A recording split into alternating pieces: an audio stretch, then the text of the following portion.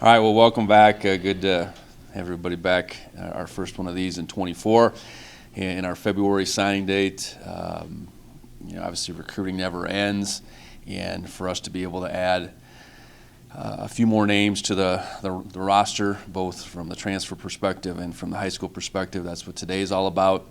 Recruiting is going to continue to evolve. I suspect the December signing date's going to be pushed up, but I think this February date will always live here, so we'll always have some level of recruiting that this is another stopping point. Doesn't mean we will be done with our 24 class necessarily, but we do have an opportunity really to turn the page into 25s, and that's what we have been doing for much of this year. But real excited about this group we are adding, and a couple guys have already been with us now since the semester started in mid-January.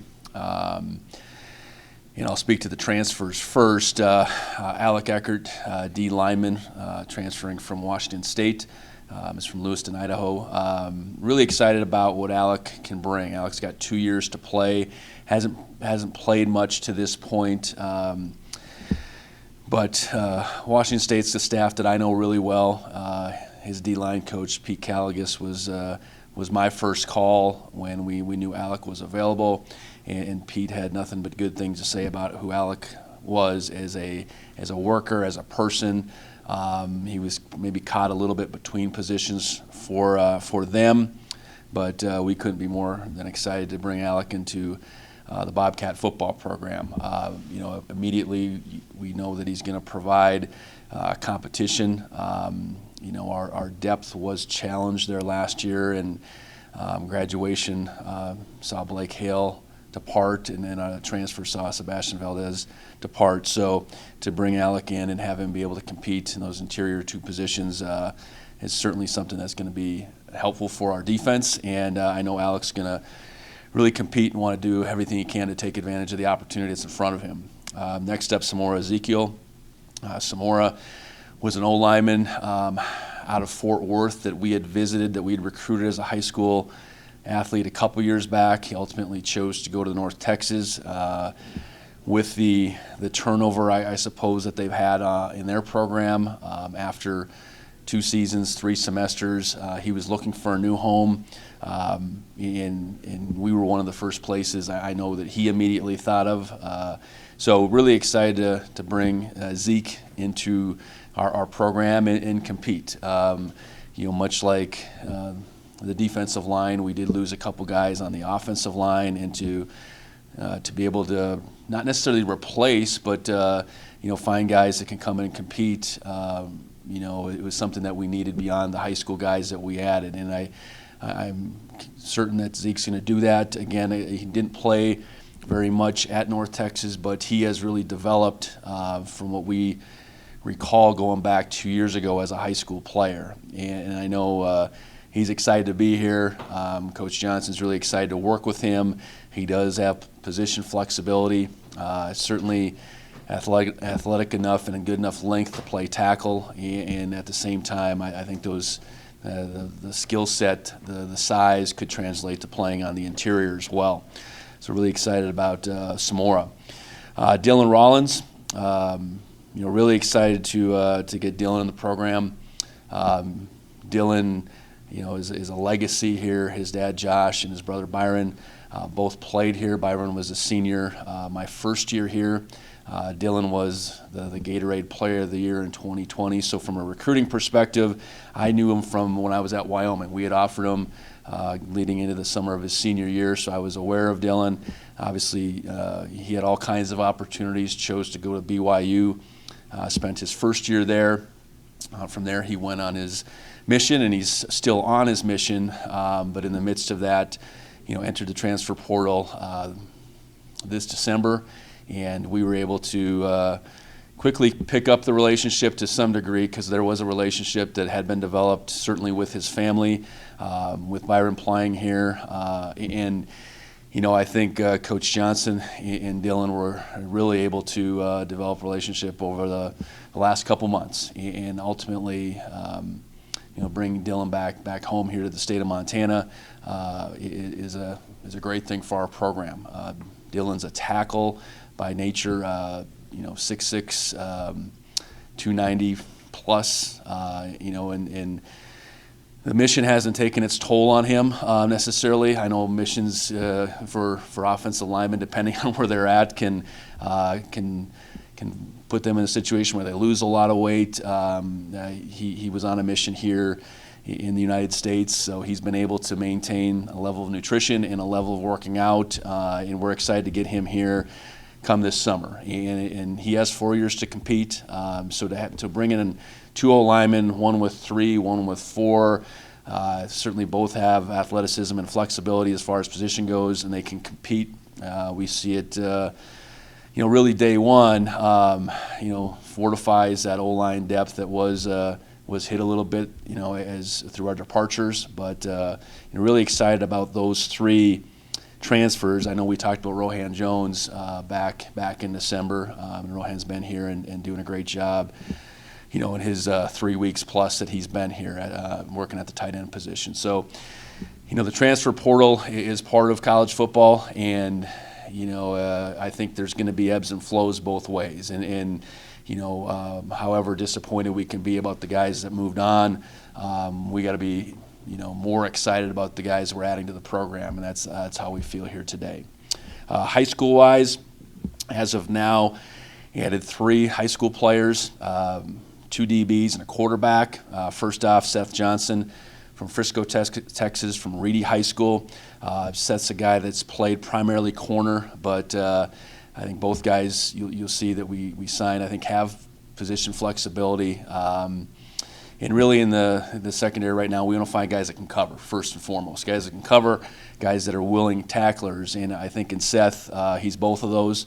Had a couple interceptions for touchdowns. He had 4 on the season, 21 tackles, 16 pass breakups. So doing all the things we're looking for. I think Seth's a guy that really can develop physically as well.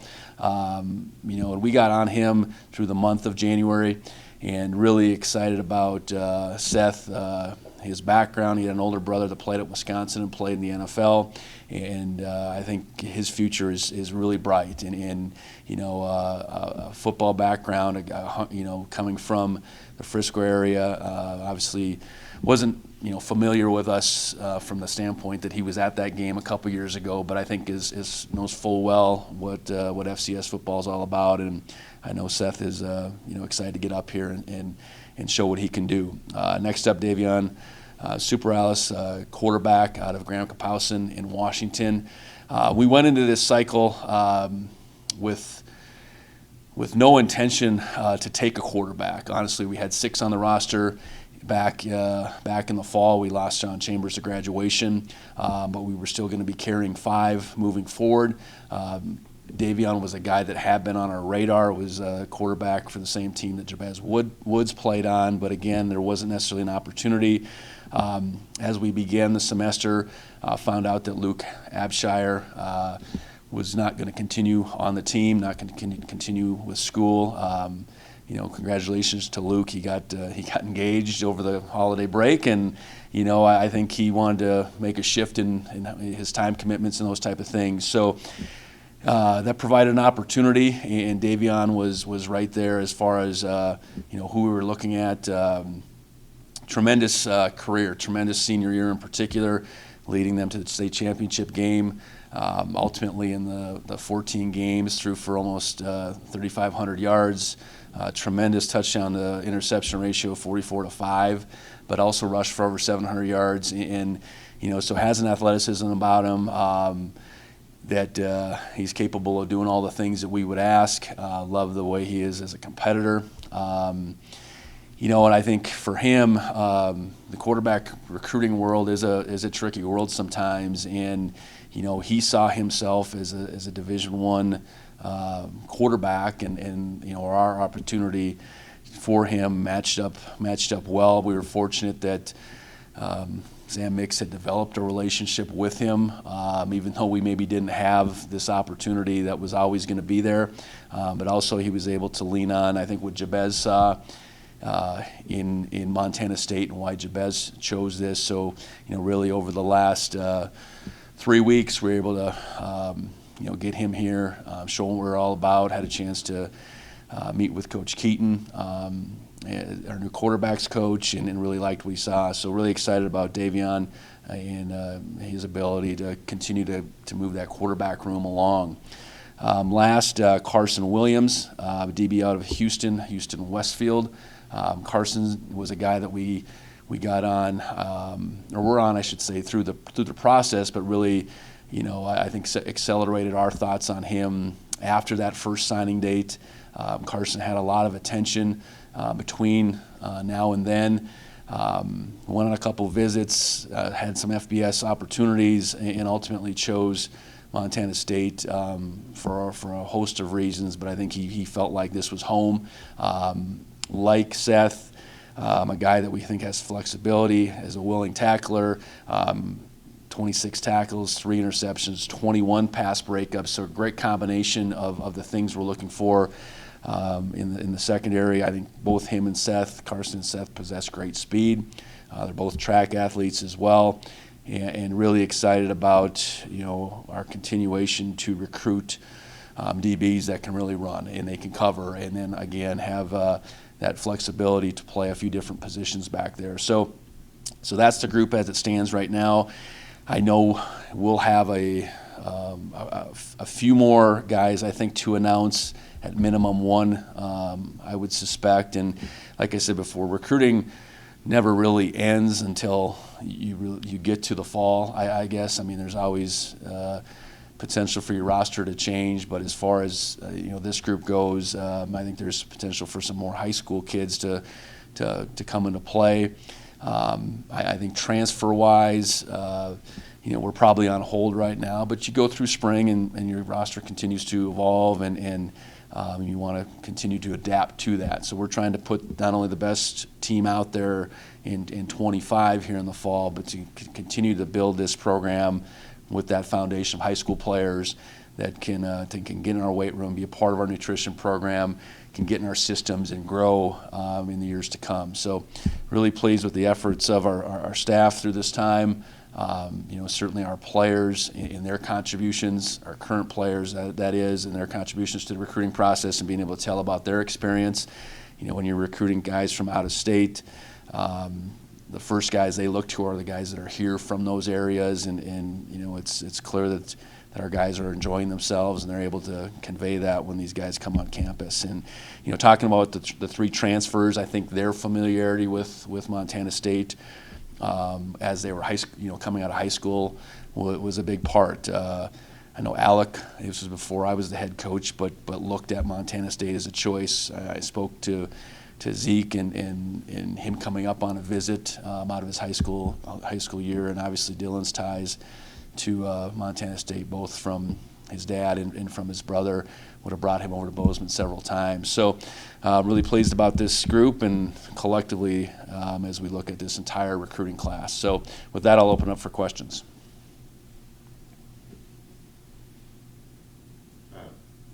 I guess with Carson Williams, I know Jody Owens was recruited. Seth pretty happily was kind of the main guy. Was he also with Carson? Carson would have probably been more Brian Shepard. Nick, John Baptiste recruits Houston, so Nick would have been the initial point of contact. Brian, just given the nature of where we were at and that recruiting process really taking off in December, was the lead.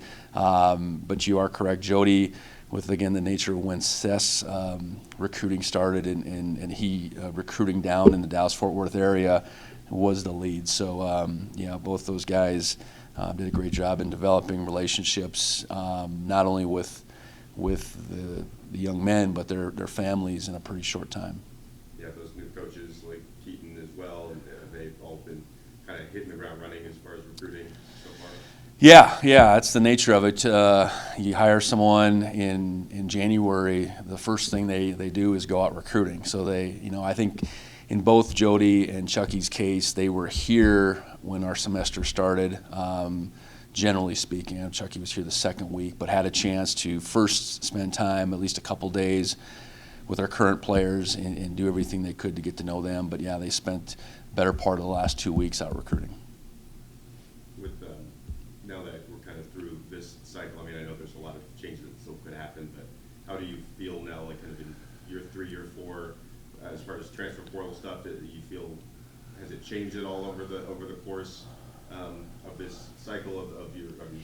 How do you just reflect on it? Yeah, I think each year, I don't think you can have this absolute crystal ball. Even as we look at our roster this next year, and you're trying to figure out, okay, how many guys do we need at each one of these positions? We just did this Monday, as a matter of fact.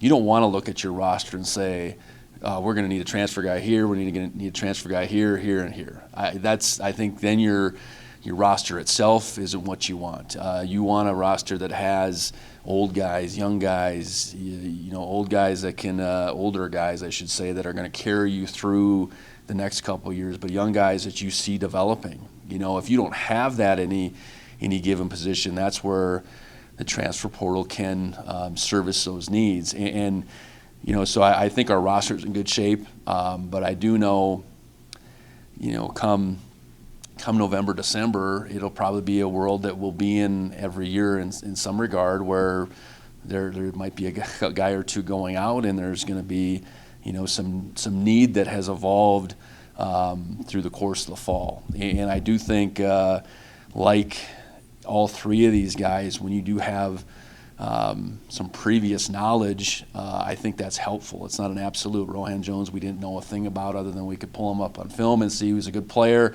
And, he knew about us in the grand scheme of things in FCS football. So I think you got to just continue to adapt. But to think that we are going to build ourselves off of it, I think we'd be doing a disservice to our high school recruiting and our ability to develop. But there's always going to be a balance, I would say.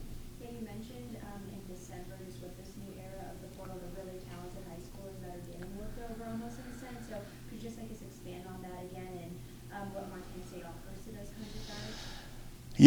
Yeah, whatever the gap is, I don't have specific numbers necessarily, but you get the sense that they're, well, I know there's less high school kids signing at the FBS level, so there's every bit as many high school kids that are capable of playing Division I football, and I think it's different regionally across our country. In some ways based on how many FBS schools are in your relative region. So I think particularly where we recruit, there's some pockets where our ability to go in and be that option for the guys that are slipping through, I'd say the Power 4 now cracks. I think we can be right there, and it's up to our coaches. I think about the Carson Williams situation. It wasn't like we all of a sudden just found out about him in December. He was a guy that sometimes a guy figuring out where he's going to fit in the grand scheme of things does take some time, and hopefully our recruiting coach in those particular areas knows all about him, and we can put the accelerator down, so to speak, when that opportunity presents itself. So each year is going to be a little bit different, how it'll appear next year, based on even the regional schools that choose to recruit a little bit differently at the high school level. I think there's that trickle down. So this year we were heavier Washington and Texas from an out-of-state perspective, with no California signees. That doesn't mean that won't shift next year. It won't mean we have 6 Washington incoming student athletes. It won't mean we have 6 next year. So I think we just got to be able to continue to adapt. I think we have a great program to sell in a great community, and at a great institution. So I think when we do get our foot in the door, I think it becomes clear that we are, can be an amazing opportunity for these young men. I think that's, it's just getting to that point where, okay, they see Montana State as an opportunity, and then they come here and take a look, and I think in a lot of cases it blows them away. Coach, we've obviously seen, players transferring out, but we're seeing a lot of coaches get new jobs and new positions. So, just in your eyes, how has that affected recruiting and/or transfer portals from that? Well, I think at our level, you're probably going to have turnover every year in some regard at from a coaching perspective. And no different, it provides an opportunity to bring in new coaches. And I think, in Jody Owens and Chucky Keaton, I'm really excited about those hires, not only because of who they are maybe on paper, but who they are as men, and then how excited they are to be here. In Jody's case, I think it states the obvious when he's a alum and he's a Hall of Famer here. He's spent a year coaching here, all those things.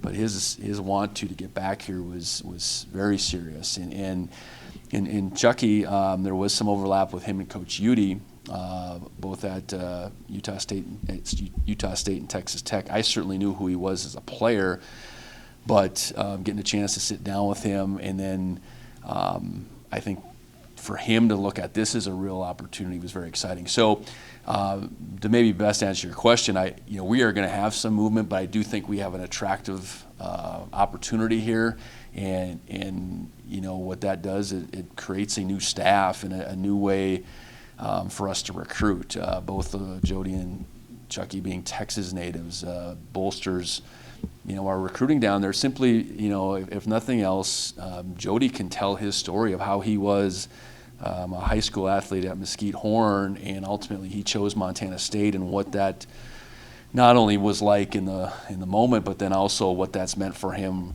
for years on end now. So it's all good.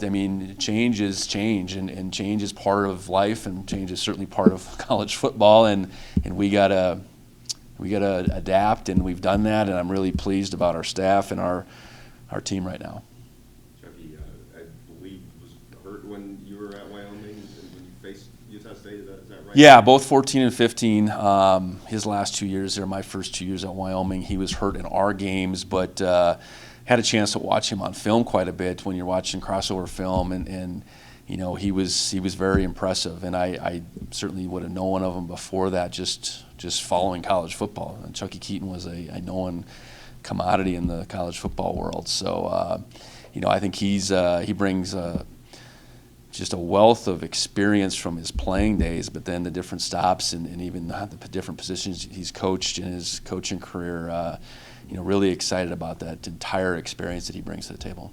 And on the recruiting side, I think maybe Sheridan, Wyoming is the only place with multiple guys from the same school outside of Montana, other than Graham Kapowson. So I was just curious if you could speak a little more. I know you talked about Sam Mix's roots there, but just how much he seems to have a pull. I think again, not the same as like that story I talked about with Jody, but Sam was a young man, played high school football in Washington, and came out to Montana, went to Montana State Northern for his college career, and I do think there's something to be said for him being able to speak to what that experience was like for him, just to come from Washington to Montana in general. Now, we're selling Montana State University here in Bozeman, but I think Sam, is a really genuine recruiter, and he gets to know the guys really well, and it's I think conversations are easy.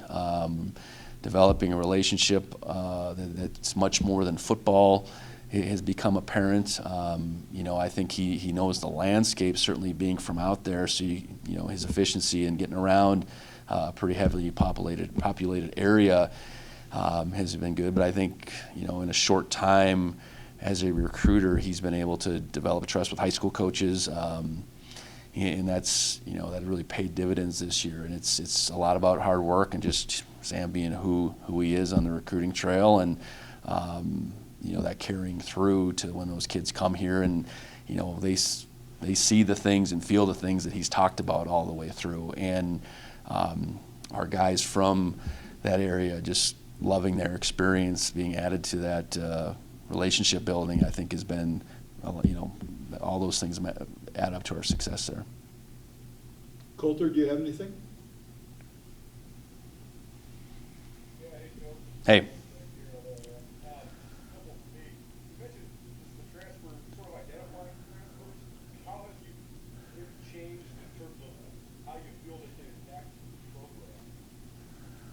Well, you hope that they get here and give them a week or so. They're integrated because they're in a place they want to be.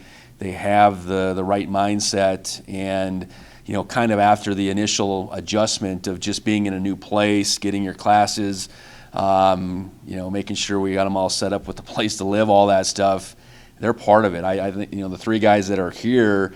We're a few weeks into the semester, obviously, but you'd go out there this morning and, they're right in the mix as far as the belonging here. Now, we'll get to spring ball and there'll be an adjustment there. So I think in our world, when we're heavier high school to transfer, you really got to find guys that you believe are going to fit in, and it's not going to take real long. And we've, by and large, had that success because those guys need to feel immediately they're in the right place. I think if you don't get that pretty quickly,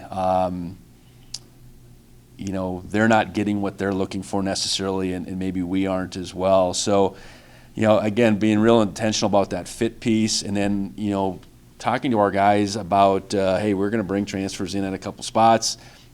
Hey, we gotta embrace these guys. You'll find that they're good dudes. You don't have to just believe us on that, but they're good guys that want to be here for the right reasons, and maybe allow for some open arms and adjustment, all that stuff. But once we get out in the weight room or running out on the turf or ultimately to practice, I think you'll get a sense for what they can do for us. So.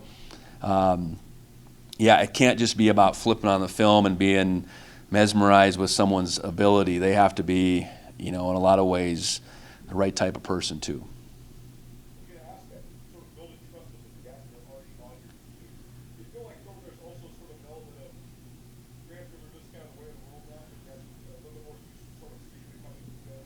I think so, and I think guys can easily look back, and we can speak to Cleveland Thomas and his coming in here and adjusting, or Sean Chambers or Ty McCullough, or Julius Davis. We can speak to those guys, and I think once that world started, to your point, I think it is part of the deal now. If we were wholesaling it, and some of the moves maybe in their minds didn't make sense, I think that would be a little bit different deal. If we were trying to build that way, I think that's really hard because your foundation still has to be the guys that have been here. They have to be the ones that are most impactful in bringing those transfers, those new guys just in general along. But I definitely think it is, it's where we're at in college football, and I think we've all learned to adapt to it and ultimately embrace it to some degree.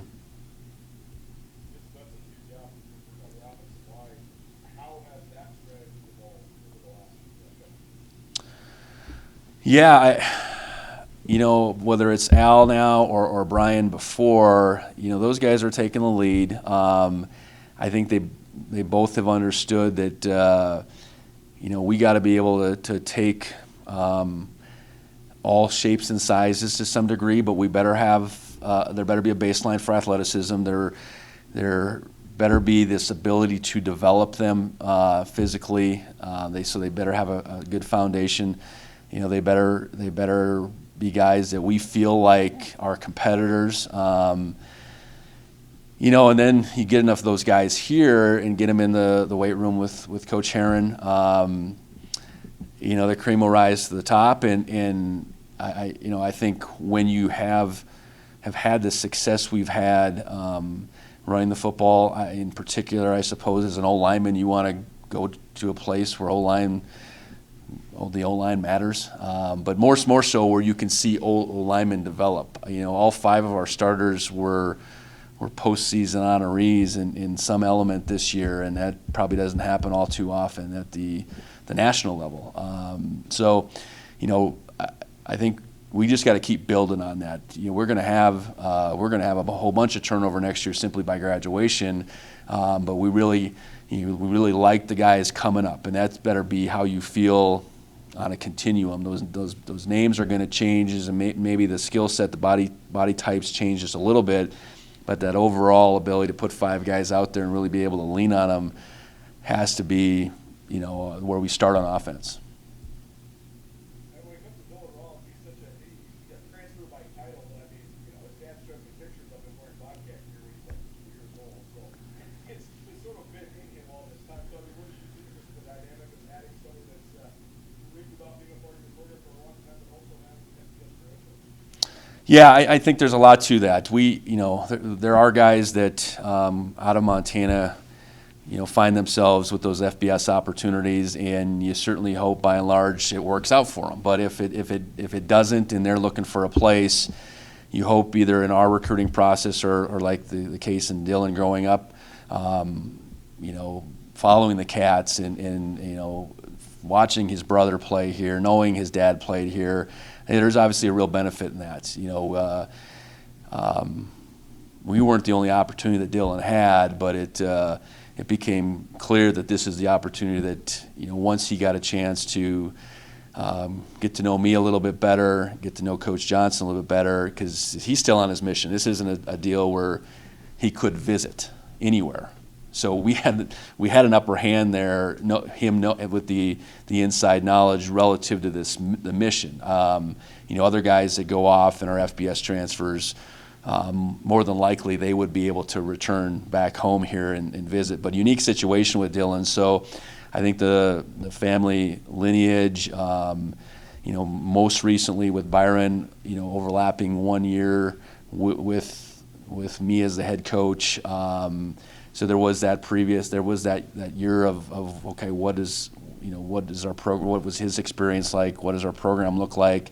I think that all certainly helped, and because by and large, we want all our guys to love being here, want to be here, and I think in Dylan's case, that's not something that needs to grow over time. That's already how he feels, and we can't wait to get him here. And he's got a bunch of high school teammates here too. I think that certainly helps. No one in his particular class, but younger, older, and I know those guys are real excited to be playing with Dylan again. When I was out watching these Graham Kapowski, Colorado, they still really good. Yeah, great program, and they were runners up this year. I hadn't been out there until this go around in the recruiting cycle, getting a chance to sit down with Coach Logan. He happens to be a Grant Kapowski alum, but then he went to Montana Western, so he went to college out here, played college football over in Dillon. I think in this day and age, in a big metro area, to have a program that really they have an amazing feeder program, and those kids in this day and age of kids being able to transfer everywhere and bounce schools, those kids grow up. Eagles, I believe, is their mascot, and they make it all the way through the program. Davion and Jabez go back to playing at a young age in that program, and just hearing it was Jabez's dad talk about, what that development looks like, and they have a real young son right now that's just in the starting point of that program. I think it's continuity within the coaching staff. Coach Logan took over for Coach Curley, I believe, that had been there forever and really got this going. And their consistency, so much because those kids grow up within that program. You have the kids you run in the same systems going down to grade school, I believe. There's something to that, and that's in larger metro areas you don't see that a whole bunch.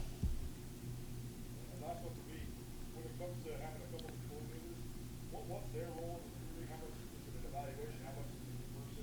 And how much sort of feedback do they give you when you're sort of assembling this class? Yeah, I think with Tyler taking over on offense and Bobby and Sean taking over on defense, they just take the lead. Their voice, in the short term of this class finishing up, probably didn't get much louder. I think, as we move forward, you want your coordinators